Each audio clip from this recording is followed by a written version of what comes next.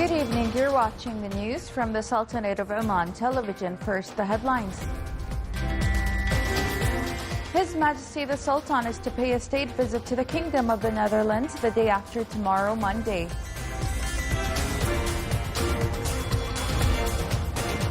The Sultanate of Oman participates in the official launch celebration of Expo 2025 hosted by the Japanese city of Osaka. Sohar Free Zone announces its expansion plans to add 2.5 million tons of cargo annually and attracts investment estimated at 2 billion Omani riyals. And dozens are killed and injured in the continuing Israeli aggression on the Gaza Strip, and the UNRWA assures the displacement of more than 400,000 Palestinians since the middle of last month.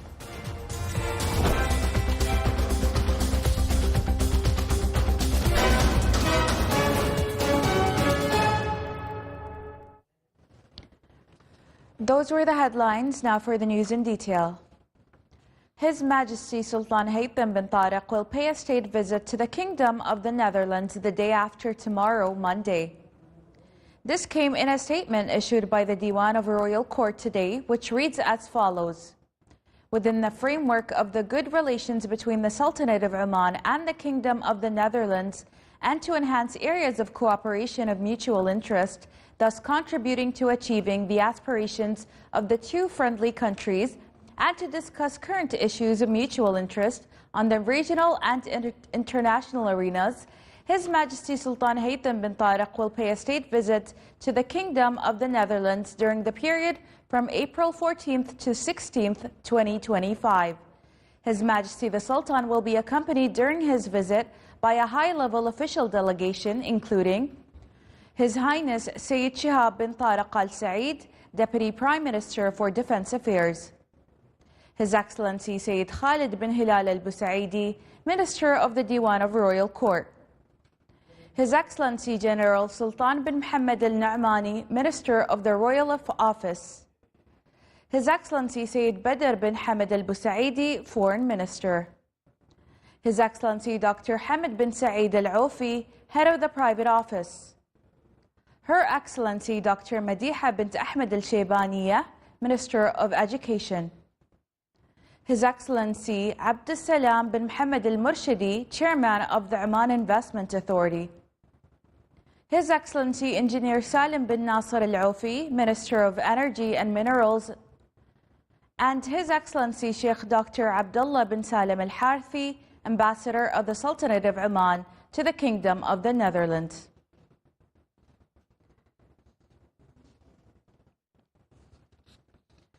The Sultanate of Oman took part in the official opening ceremony of Expo 2025 in Osaka, Japan, under the patronage of His Majesty Emperor Naruhito of Japan.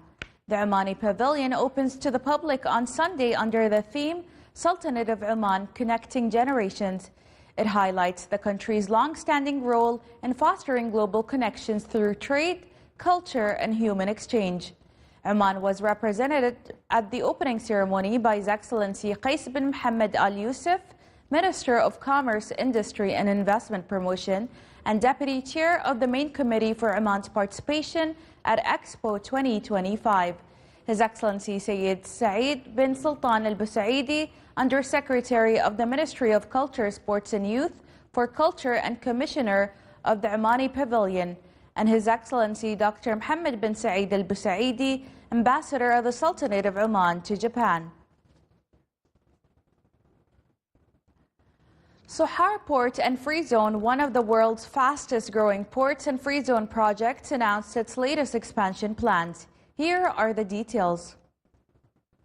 To enhance its global standing and meet the growing demand from investors, Sohar Port and Free Zone, one of the world's fastest growing port and free zone projects, announced its new expansion plans. As the first phase nears its capacity, it has become essential to provide an additional space, especially with many companies showing interest in operating within this growing economic hub in the Sultanate of Oman.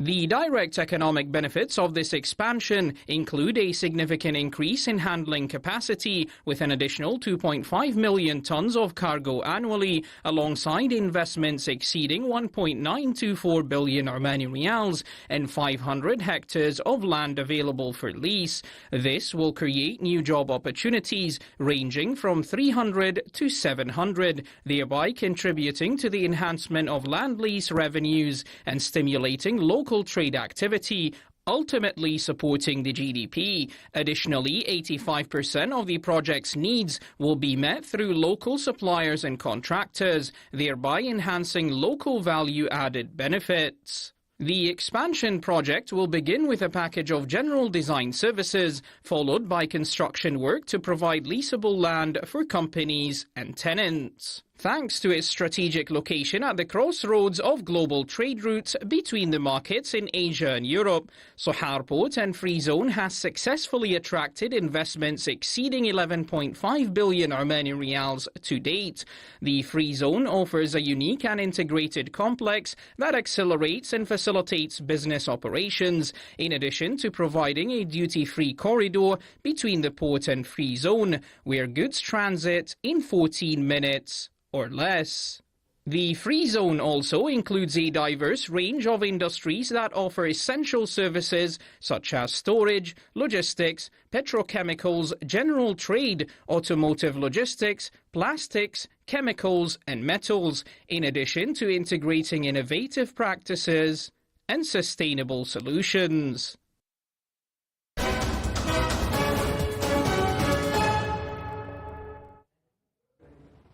A number of Palestinians were martyred while others were injured after Israeli raids on houses east of Gaza and a tent sheltering displaced people in Khan Yunis, south of Gaza.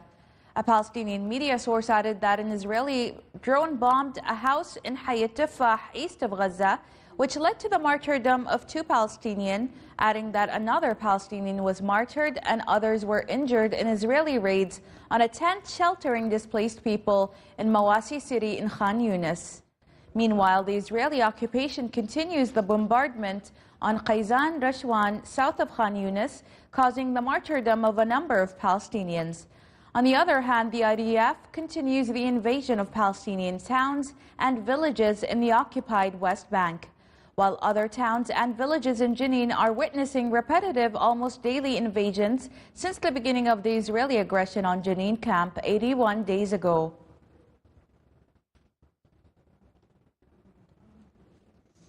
Meanwhile, UNRWA revealed that approximately 400,000 Palestinians have been displaced in the Gaza Strip since the Israeli occupation forces resumed their aggression against the Strip in the middle of last month.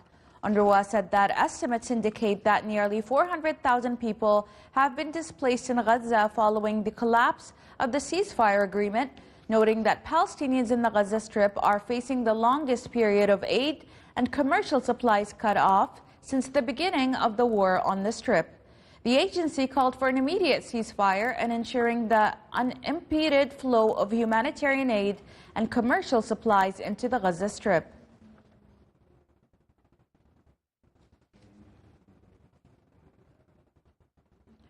The White House confirmed that the U.S. administration is optimistic about the possibility of reaching a trade agreement with China despite the escalating trade dispute between the two countries and the increase in mutual tariffs. White House spokeswoman Caroline Leavitt said that Washington is open to reaching an agreement with China and hopes to reach trade agreements with other countries before the end of the 90-day deadline set by the U.S. president for new trade negotiations. She added that more than 75 countries have contacted the United States to address trade issues. U.S. President Donald Trump indicated that his administration intends to intensify trade talks with several countries, despite growing criticism from economic and political circles.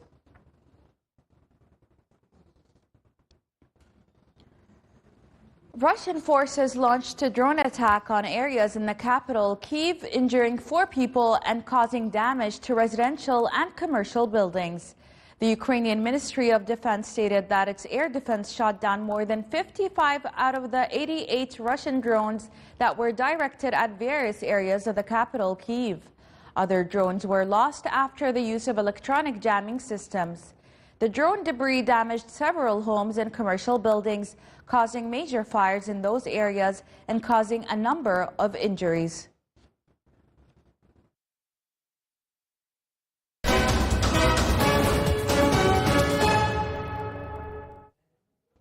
The Ministry of Heritage and Tourism has achieved significant accomplishments in promoting tourism in the Sultanate of Oman by implementing 235 promotional campaigns targeting Arab, Asian and European markets, which generated approximately 96 million Omani riyals in estimated financial returns and contributed to solidifying the Sultanate of Oman's position on the global tourism map.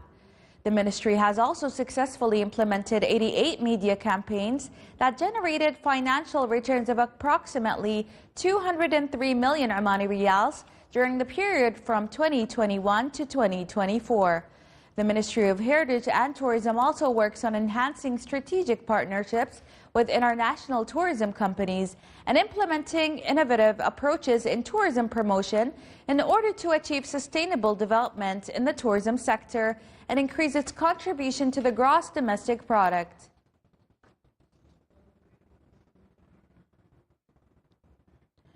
The Association for Children with Disabilities in Bank of Zahira Governorate has established an agricultural reserve project for vegetable production.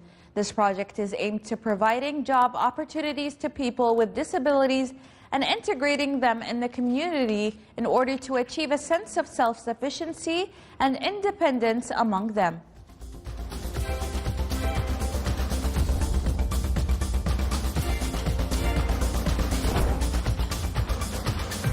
This is the Sultanate of Oman television. Before we end tonight's bulletin, here are the main points once again.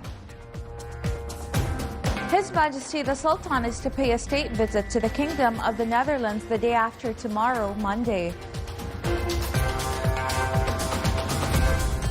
The Sultanate of Oman participates in the official launch celebration of Expo 2025 hosted by the Japanese city of Osaka. Sohar Free Zone announces its expansion plans to add 2.5 million tons of cargo annually and attract investments estimated at 2 billion Omani riyals. And dozens are killed and injured in the continuing Israeli aggression on the Gaza Strip, and the UNRWA assures the displacement of more than 400,000 Palestinians since the middle of last month. With that, we come to the end of tonight's bulletin. From all of us here at the newsroom and the studios, it's a good night, and we hope you've had an enjoyable weekend.